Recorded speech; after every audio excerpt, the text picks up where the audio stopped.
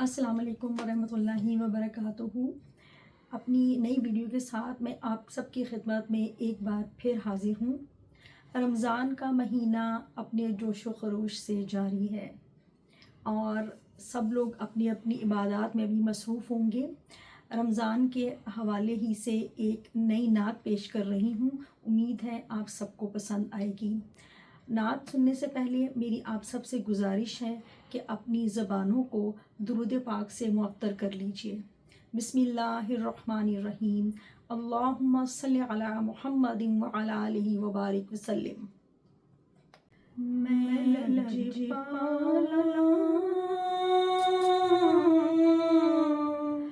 दिल लगी हाँ मेरे तो गम परे रहंदे। मैं लजपाला दिल लगी हाँ मेरे तो गम परे रहंदे। मेरी आसान उम्मीदां दे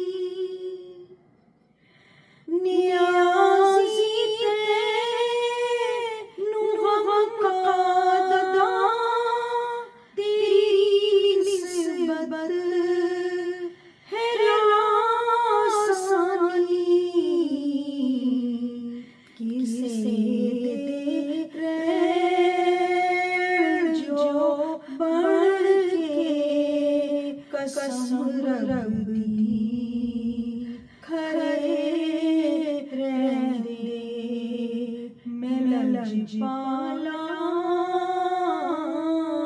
दिल लगी हाँ मेरे तो हम परे रहंदे मेरी आसां उम्मीदां दे सदा बूटे हरे रहंदे।